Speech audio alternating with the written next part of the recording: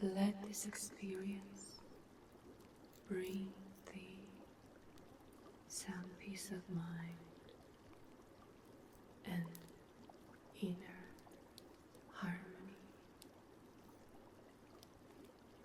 because thou truly deserve it. Lay back and listen to the account of the ancient world.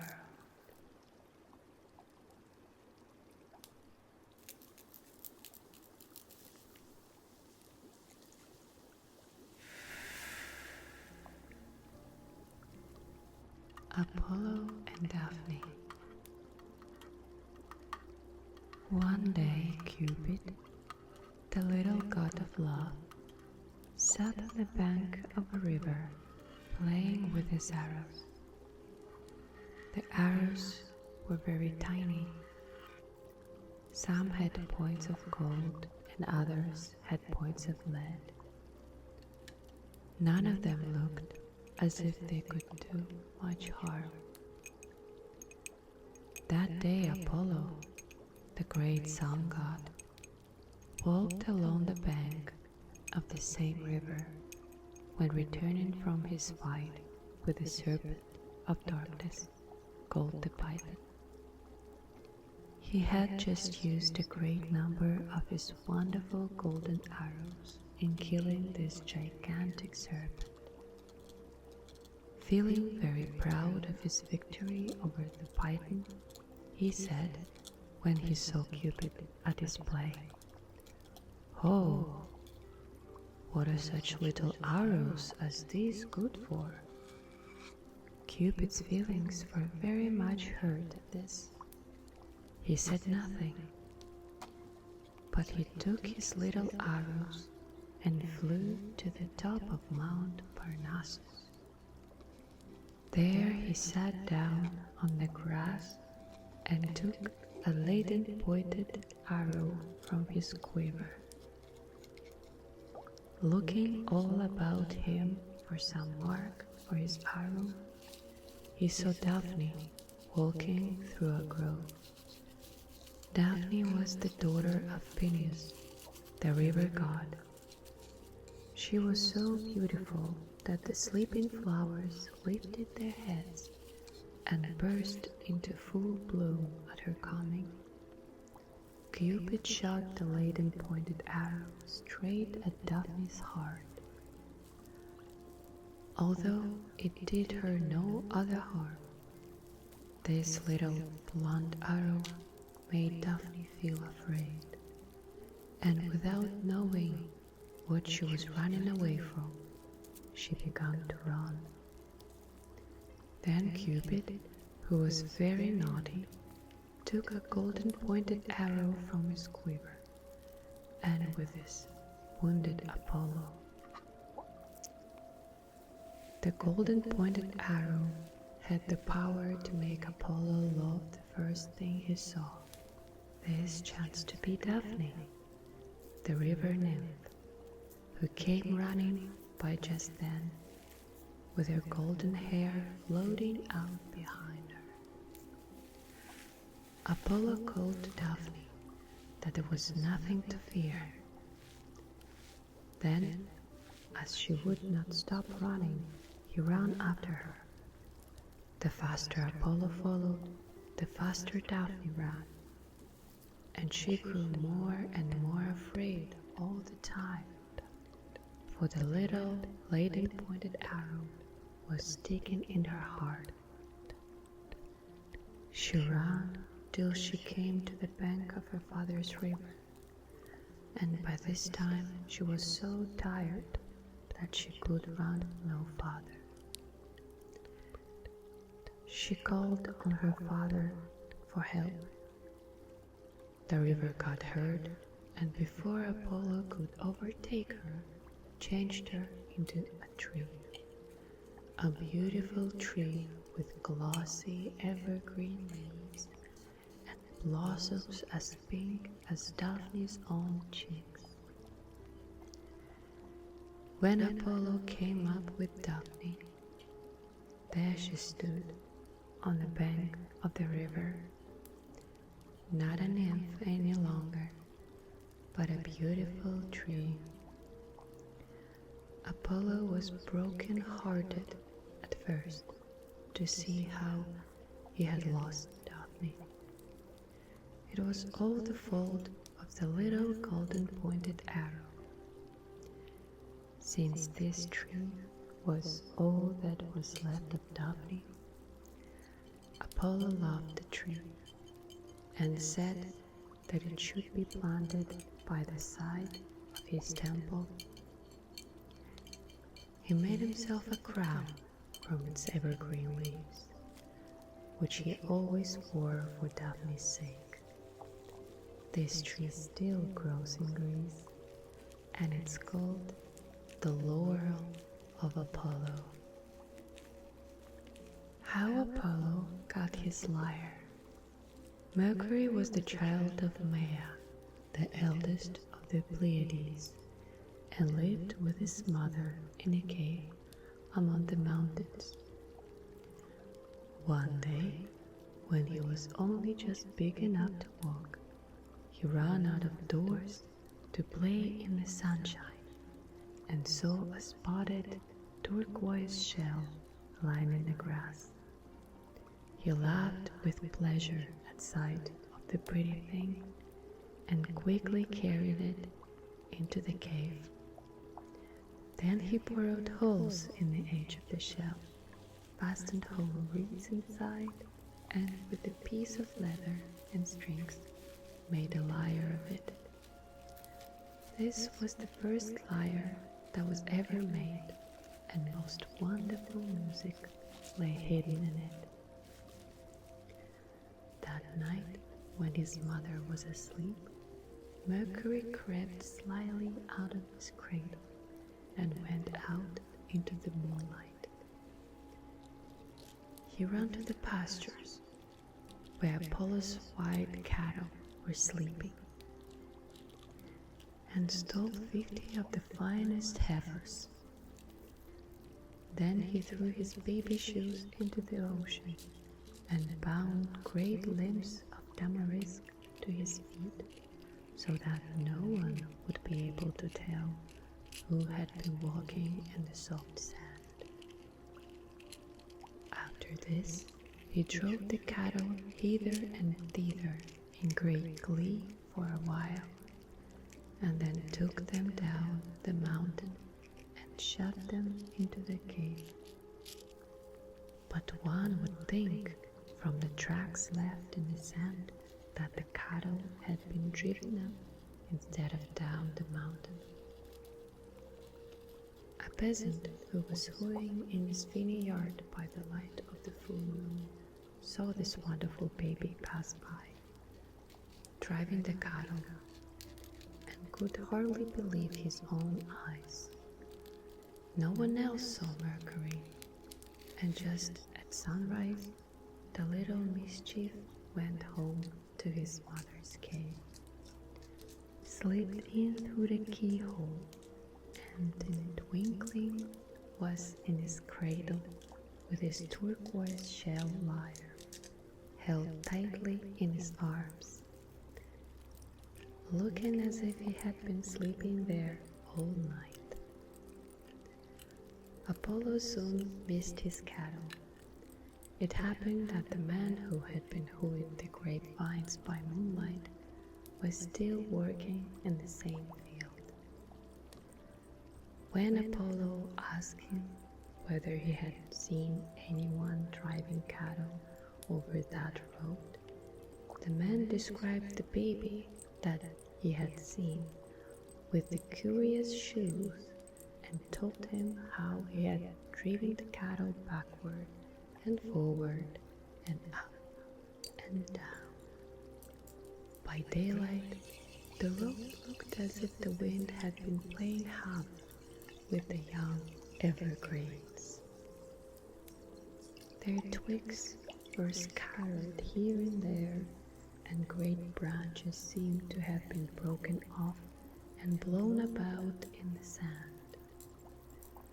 there were no tracks of any living thing, except the tracks of the cat, which led in all directions.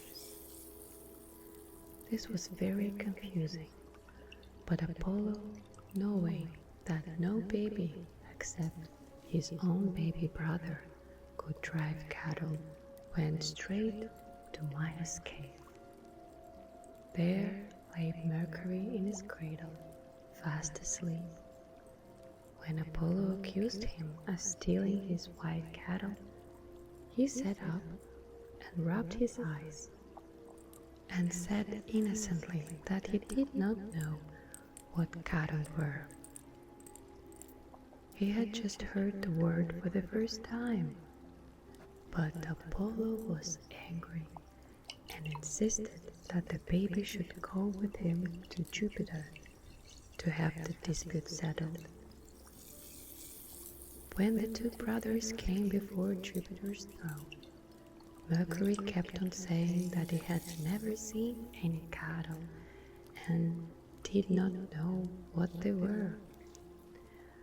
But as he said so, he gave Jupiter such a roguish wink that he made the god laugh heartily. Then he suddenly caught up his lyre and began to play. The music was so beautiful that all gods in Olympus held their breath to listen. Even Jupiter's fierce eagle nodded his head to the measures. When Mercury stopped playing, Apollo declared that such music was well worth the 50 cattle, and agreed to say no more about the theft. This so pleased Mercury that he gave Apollo the lyre. Then Apollo, in return for the gift of the wonderful lyre, gave Mercury a golden wand, called Caduceus, which had power over sleep and dreams, and wealth and happiness. At the later time, 2 wings fluttered from the top of this wand, and 2 golden snakes were twined round it. Besides presenting Mercury with the Caduceus, Apollo made him herdsman of the wonderful white cattle. Mercury now drove the 50 heifers back to their pastures. So the quarrel was made up, and the 2 brothers, Apollo and Mercury, became the best of friends. On the day when the wind is blowing and driving fleecy white clouds before it, perhaps if you look up, you will see the white cattle of Apollo. But you will have to look very sharp to see the herdsman, Mercury. Phaeton. Phaeton was the child of Helios, the sun god. One could see the glint of the sun's rays in his bright yellow hair, and feel its warmth in the flash of his eyes. He was so full of life and energy that it was a pleasure to watch him. When he was playing with the other boys in the village, if they threw stones, it was Phaeton who could throw the farthest. If they ran races, Phaeton always reached the goal first, and it was the same in all their other sports. Although these boys could not beat Phaeton in their games, they could say rude things to him, and one day, because they wished to get the better of him in some way, they all met him with a chorus of taunts and sneering words. Among other things, they said that he was not the child of Helios, and this hurt Phaeton very much. for he had always thought it a glorious thing to feel that the god of the great shining sun was his father. The next morning, as he lay under a tree, gazing steadfastly at the sun, he thought he could see the sun god, Helios, driving his golden chariot across the sky. What a fine thing it would be, he said to himself, if I, boy as I am, could drive that splendid chariot. Then the boys would believe that I am really the child of the sun god. The thought had no sooner entered his head than he set out to go to the country when the sun rises. It was a long journey, but at last he saw a golden palace of the sun god. And then, as he came near, he saw Helios himself, sitting on the throne with the crown on his head, while the hours and the days stood around him, ready to do his bidding. The crown that Helios wore was the most wonderful crown that was ever seen. It was set thick with precious stones of the most dazzling kind. In fact, these stones were so bright that they cast rays of light all around, and whoever looked at them long was sure to be almost blinded. Even Phaeton's eyes could not long bear the brightness of the crown, so he stood well back from it and told Helios who he was and what the boys had said. Then he asked if there were not some way by which his playmates could be made to believe that he was really the child of the sun. Helios took off his crown so that Phaeton could come near. Then he promised to grant any wish that the boy could make. This was a great favor, and Phaeton could not have received it if he had not been a true child of the sun. Phaeton clapped his hands in triumph, for he thought that now he might have his wish. The hours were already bringing out the golden chariot of the sun, and it seemed almost as bright as the crown of Helios. Phaeton asked instantly if he might not drive his chariot for one day. Helios was troubled at hearing such a wish as this, but he had promised, and the gods could not break their promises. Accordingly, when the hours brought out the horses and made everything ready, he was obliged to let Phaeton take the reins. The horses of the sun were powerful animals, as fiery in the temper as any creature that ever lived, even in those days of fire-breathing bulls and dragons. They seemed to be made of fire inside, and they reared and plunged and chomped their bits in a way that would have thoroughly frightened most boys. But Phaeton, remembering that he was a child of the sun, gladly took his place in the chariot. The 4 horses started off at the gallop, and Phaeton was so light that the chariot was tossed back and forth, as it had been empty. The horses were frightened at once. They left the right path round the world and began to run wildly, swerving first one way and then another. Phaeton saw now, when it was too late, that he was too young to drive such horses. They grew more and more excited, and sparks of fire began to fly from their nostrils. The chariot too, as it was carried faster and faster through space, began to grow brighter and hotter.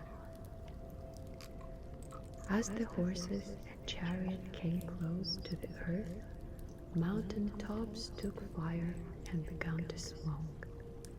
They came closer yet.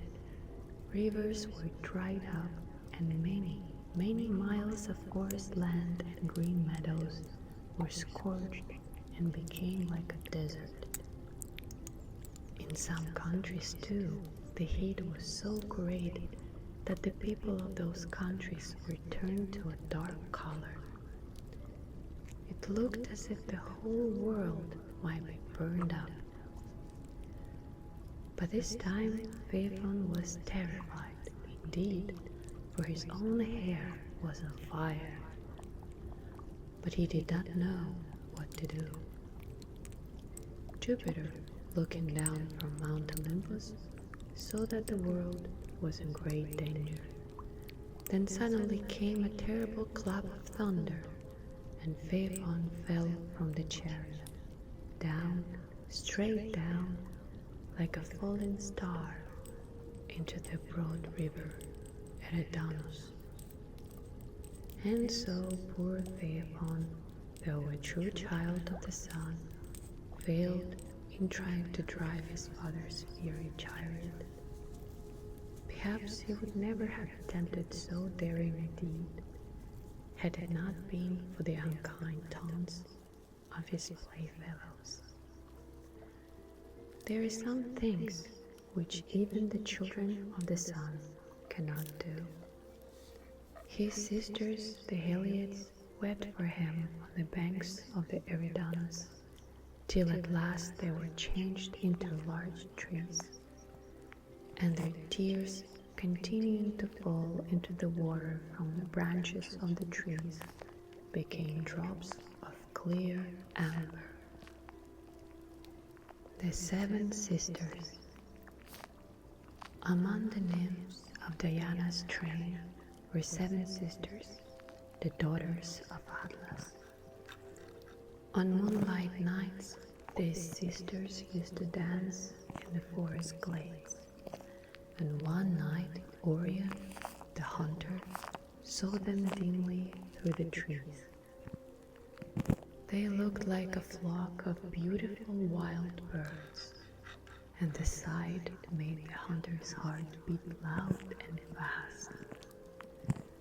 Just as he had chased the deer so many times, he began now to chase these nymphs. Not that he meant to hurt them, but he wanted to go near enough to them to see them better. The nymphs were frightened and ran away swiftly through the trees. The faster they ran, the faster Orion followed. At last, the poor frightened sisters came out into an open place, where it was almost as light as day, and there Orion nearly overtook them. Seeing how near he was, the sisters called to Diana for help, and then, when they were almost in the hunter's grasp, they suddenly disappeared, and 7 white pigeons rose from the grass where they had been, and flew away, up, up into the night sky. When they reached the sky, the 7 pigeons became 7 bright stars. There the stars shone, in a little group close together for hundreds of years. They were called the Pleiades. Long after the time when the frightened nymphs were changed first into pigeons and then into stars, one of the sisters left her place among the Pleiades, that she might not see the fall of Troy. While the city was burning, she rushed madly through the space, her hair flying out behind her, and men called her a comet. She never returned to her place among the Pleiades. At the end of her life on Earth, Orion too was placed among the stars. He is there in the sky to this day, with his lion skin, his club, and his jeweled belt. Some people say that the Pleiades still fly from before him. Echo. Echo was a nymph who talked too much. She was very fond of having the last word. One day she spoke rudely to the great Juno, who said that for this offense, Echo should never use her voice again, unless to repeat what she had just heard. But since she was so very fond of last words, she might repeat the last words of others. This was almost as bad as if Juno had changed her into a parrot. Echo was very much ashamed and hid herself in the forest. Narcissus, a young man who had hair as yellow as gold and eyes as blue as the sky, a very rare thing in Greece, when most people were very dark, used to hunt in the forest where Echo was hiding. As she was peeping out shyly from some cave or from behind a great tree, Echo often saw Narcissus, and she admired him very much. One day, Narcissus became separated from his friends, and hearing something rustle among the leaves, he called out, "Who is there?" "Here," answered Echo. "Here I am. Come," said Narcissus. "I am come," said Echo, and as she spoke, she came out from among the trees. When Narcissus saw a stranger instead of one of his friends as he had expected, he looked surprised and walked quickly away. After this, Echo never came out and allowed herself to be seen again, and in time she faded away till she became only a voice. This voice was heard for many, many years in forests and among mountains, particularly in caves. In their solitary walks, hunters often heard it. Sometimes it mocked the barking of the dogs. Sometimes it repeated their own last words. It always had a weird and mournful sound, and seemed to make lonely places more lonely still. Hyacinthus. Hyacinthus was a beautiful Greek boy who was greatly loved by Apollo. Apollo often laid aside his golden lyre and his arrows and came down from Mount Olympus to join Hyacinthus in his boyish occupations.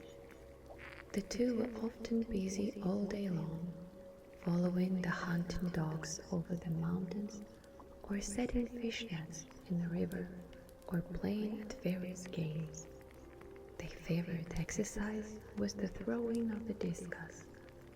The discus was a heavy metal plate about a foot across, which was thrown somewhat as the quoit is thrown. One day Apollo threw the discus first, and sent it whirling high up among the clouds, for the god had great strength. Came down in a fine strong curve, and Hyacinthus ran to pick it up. Then, as it fell on the hard earth, the discus bound up again and struck the boy a cruel blow on his white forehead. Apollo turned as pale as Hyacinthus, but he could not undo what had been done. He could only hold his friend in his arms and see his head droop like a lily on a broken stem, while the purple blood from his wound was staining the earth. There was still one way by which Apollo could make Hyacinthus live, and this was to change him into a flower. So, quickly, before it was too late, he whispered over him certain words the gods knew, and Hyacinthus became a purple flower, a flower of the color of the blood that had flowed from his forehead. As the flower unfolded, it showed a strange mark on its petals, which looked like the Greek words meaning woo, woo. Apollo never forgot his boyfriend, but sang about him to the accompaniment of his wonderful lyre till the name of Hyacinthus was known and loved all over Greece.